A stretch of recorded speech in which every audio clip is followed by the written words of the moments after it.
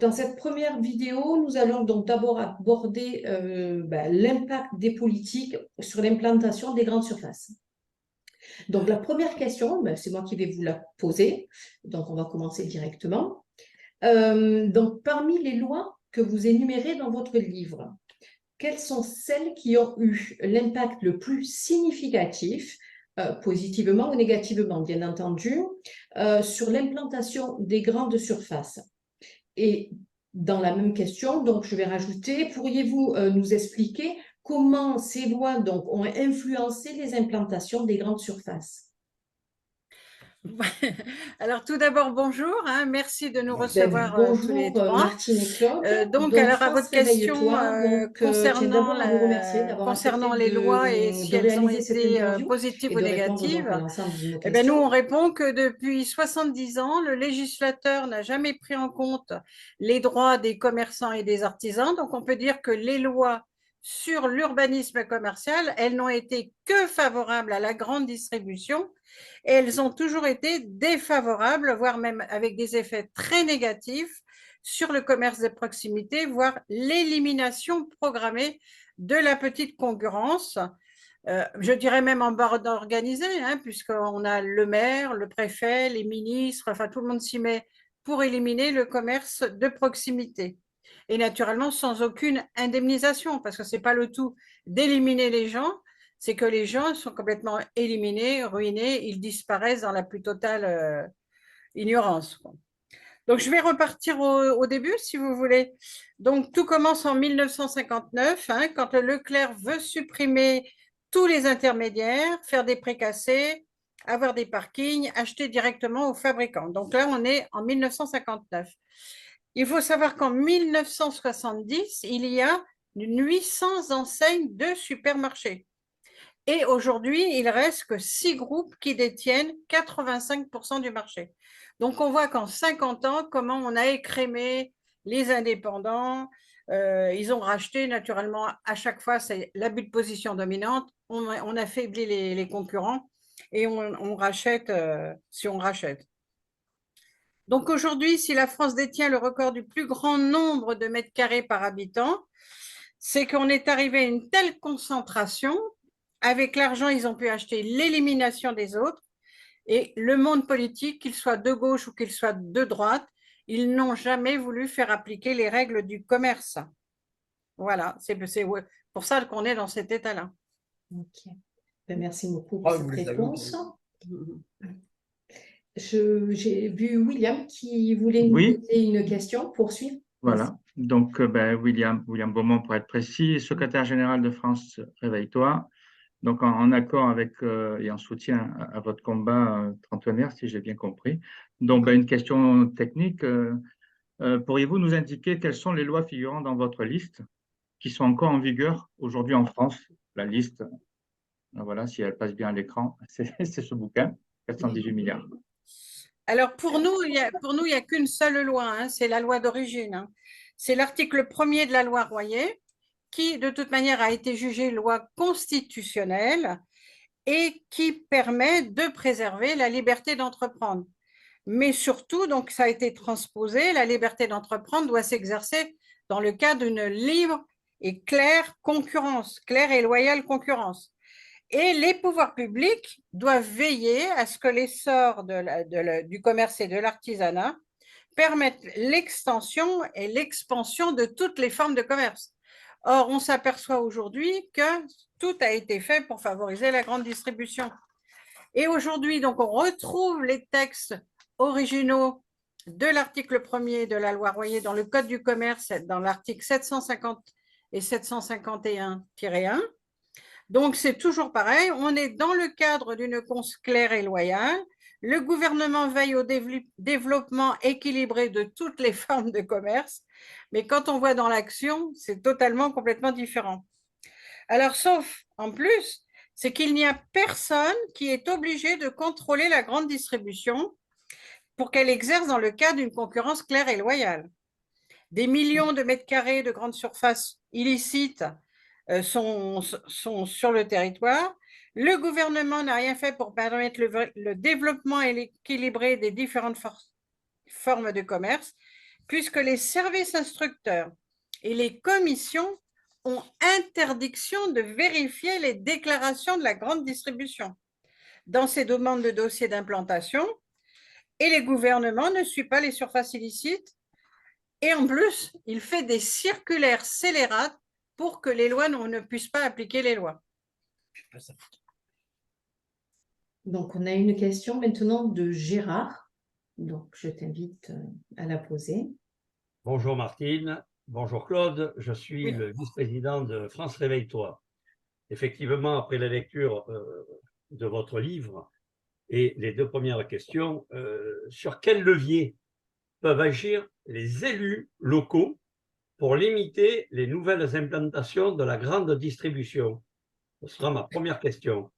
La deuxième, est-ce que cela comprend la limitation de la taille de l'implantation, la prise en compte de l'impact environnemental, le maintien des commerces de proximité et l'aménagement du territoire? Merci pour votre réponse. Oui, Gérard, donc les élus locaux peuvent agir s'ils ont envie d'agir, hein, parce que c'est toujours pareil, hein, et s'ils voulaient respecter la loi. Et nous, à force d'expertiser les dossiers, on s'aperçoit que de toute manière, ils n'en ont rien à faire des règles de PLU. Certes, ils ont les moyens, ils ont tous les moyens pour limiter les nouvelles implantations de la grande distribution, mais le problème, c'est que certains élus contournent la loi, contournent les règles du PLU, contournent les règles du PPRI, et toujours pour favoriser les implantations de la grande distribution, quand ils signent les permis de construire irréguliers. Alors, il est où le contrôle? Le contrôle des préfets. Donc, le préfet, normalement, a le contrôle de légalité pour voir si les élus ont bien respecté les plans locaux d'urbanisme, les plans de prévention des risques et tout.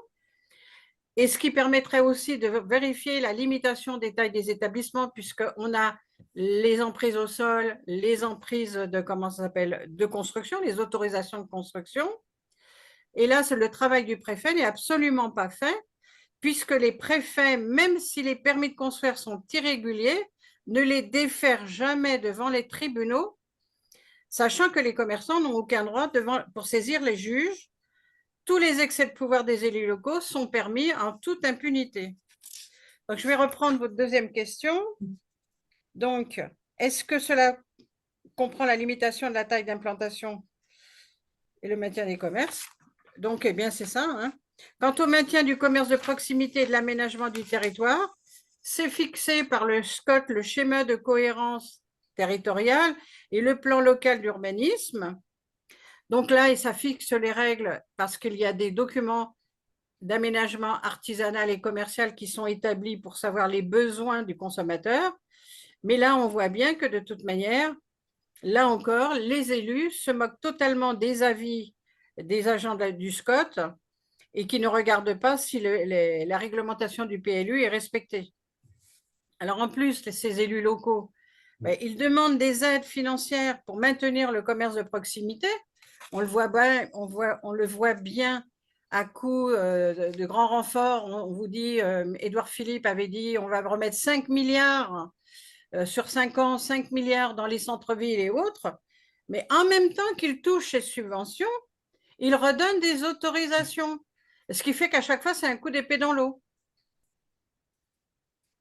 J'ai répondu à votre question? Très bien, merci. Je vous remercie, Martine. Alors moi, j'ai une nouvelle question, mais je crains de connaître la réponse. Est-ce qu'il existe des études qui établissent donc une corrélation entre le nombre de petits commerces qui ont été amenés à fermer et l'implantation des grandes surfaces? Absolument pas. Il n'y a absolument pas de corrélation. Il n'y a absolument aucun rapport après l'ouverture d'une grande surface. Par exemple, à Marignane, quand Leclerc a ouvert, il y a eu 60 commerçants qui ont fermé. Donc là-dessus, c'est totalement l'omerta. Il n'y a aucun rapport de fait pour établir la corrélation quelques mois après l'ouverture de la grande surface, hein, puisque de toute manière, on voit bien que pendant l'ouverture, ils vont faire des prix d'appel pendant 15 jours pour concurrencer l'hypermarché qui est à côté. Donc pendant ce temps-là, c'est l'hécatombe. Et avec la fermeture des liquidations en chaîne, Donc, il n'y a aucun rapport hein, par rapport à l'ouverture et par rapport aux liquidations en chaîne. Par contre, nous, sur le terrain, nous, on a fait les rapports. On a fait les rapports sur 7 dossiers par rapport à ce qui était prévu, par rapport à ce qui s'est passé sur le terrain et par rapport au nombre d'emplois qui étaient prévus. Parce qu'à l'époque, on prévoyait aussi qu'ils allaient créer tant d'emplois. Et 6 mois après, quand on faisait des constats sur le nombre d'emplois, eh ben, ils avaient employé que la moitié des employés qui avaient été prévus. Et de surcroît, tous les emplois qui ont été supprimés dans le commerce, non seulement dans le commerce, mais aussi par ricochet par les fournisseurs aussi des petits commerces, ben ça n'a jamais été pris en compte. Donc, aucun jugement. Alors déjà, sur l'implantation de la surface, hein. Donc il n'y a aucun jugement contre le permis de construire, même s'il est irrégulier, puisque le préfet ne fait pas de recours et puis que les commerçants ne peuvent pas faire de recours. Alors les tribunaux de commerce, eux, eh bien, ils n'en ont rien à faire, hein. Ils se contentent de liquider les entreprises. Ils ne recherchent pas les causes de ces liquidations, ils ne recherchent pas si c'est de la concurrence déloyale, si l'autorisation de la grande surface a été obtenue dans la règle, parce que bien souvent, les personnes sont en liquidation avant que le jugement sur la légalité de l'autorisation est fait. Et donc, les tribunaux de commerce, ben, de toute manière, c'est l'hécatombe. Hein. On liquide les biens, on liquide les fonds, on liquide l'outil de travail, les emplois, le licenciement. C'est la ruine des familles et en pure perte. Et naturellement, sur ce travail-là, il n'y a aucune indemnité pour les commerçants et les artisans. Donc, aucune analyse des conséquences de la destruction de l'économie locale. Pour les pertes, alors il y a aussi après les ricochets, vous avez les propriétaires. Les propriétaires, ils se retrouvent avec les beaux commerciaux, les propriétaires dans les centres-villes, on voit bien qu'ils n'entretiennent pas leur commerce, les commerces qui sont complètement abandonnés. Et c'est un manque à gagner pour, oui. pour donc, les impôts. Donc, c'est la dégradation de leurs biens, c'est l'insécurité visible dans les rues, parce que quand vous vous baladez et que vous avez 5-6 commerces en enfilade qui sont fermés, ben, c'est une insécurité. Donc, les décideurs locaux ont fait le choix de mettre, ils ont fait le choix, les décideurs locaux, ils préfèrent mettre des caméras plutôt que de maintenir le commerçant pour avoir le dynamisme de leur centre-ville, l'éclairage des boutiques, la propreté, puisque de toute manière, on sait très bien que les commerçants, ils nettoyaient leur trottoir, ils nettoyaient les vitres. Donc, la propreté des points de vente, l'activité, l'animation, et surtout, ce qu'on a perdu énormément, c'est le tourisme urbain. Puisque avant, vous aviez des gens de la campagne, ils venaient dans les centres-villes et ils aimaient se balader, de voir les boutiques ouvertes, illuminées et tout ça. Donc, voilà. Et en plus, ce qu'il y a de mieux, c'est que cette activité, cette animation, ben, ça permettait aux voyous de ne pas s'installer. Hein, parce que quand on voit les voyous qui tiennent le pavé, qui tiennent le lampadaire ou autre, eh bien, voilà, c'est toutes des conséquences qui n'ont jamais été analysées et répertoriées dans leur globalité. Okay. Donc, les conséquences, c'est ce que j'ai dit. Hein. Alors après, oui, donc vous nous demandiez si c'est pourquoi est-ce qu'il y avait des rapports. Ben, naturellement, ils n'ont pas intérêt à faire un rapport. Parce que s'ils faisaient un rapport sur les conséquences de l'implantation de la grande distribution, avec la fermeture des commerces, la destruction des centres-villes, ça voudrait dire pour eux de reconnaître leur responsabilité pénale de ceux qui ont voté favorablement pour l'implantation d'une grande surface. La dégradation programmée en bande organisée, parce qu'il faut toujours dire que cette dégradation est en bande organisée. Et surtout, bon, c'est l'omerta à tous les niveaux depuis 50 ans pour ne jamais… Parce que le but aussi, c'est de ne pas indemniser les victimes. Parce que quand on a un problème, on crée un problème, on cherche toujours comment on indemnise les personnes victimes. Mais eux, pourquoi ils n'ont jamais fait de rapport? C'est parce qu'ils ne veulent pas reconnaître les victimes qu'ils ont créées. Ben, c'est encore pire que ce que je pensais. Donc, c'est désespérant. J'ai vu William Oui. qui voulait Ben, poser du une coup, j'ai question. entendu Omerta. On a bien l'impression que quand on veut des données officielles, on n'en a pas. Quand on veut y voir clair, ben, finalement, c'est sur votre travail qu'il faut s'appuyer. Donc, le travail de l'association en toute franchise. Voilà. Et donc, une question concrète, si on veut savoir quel est le nombre d'hypermarchés, de supermarchés qui ont été créés dans la métropole. Alors, on entend métropole ici, votre périmètre principal de travail qui est la région PACA, Provence-Alpes-Côte d'Azur, sachant que vous ne travaillez pas que sur ce périmètre-là. Donc, connaissez-vous le nombre d'hypermarchés et de supermarchés dans la métropole actuellement? Alors, avant on avait les données de la Direction départementale de la concurrence et de la répression des fraudes qui étaient publiées sur les sites de la préfecture dans le cadre du schéma de développement commercial. Depuis 2009, ils ont supprimé ce schéma de développement commercial et ils ont supprimé toutes les données au public, parce qu'eux, ils les ont, hein, ils s'arrangent. Hein. Mais nous, en tant que public, si on veut des informations, on ne les a pas.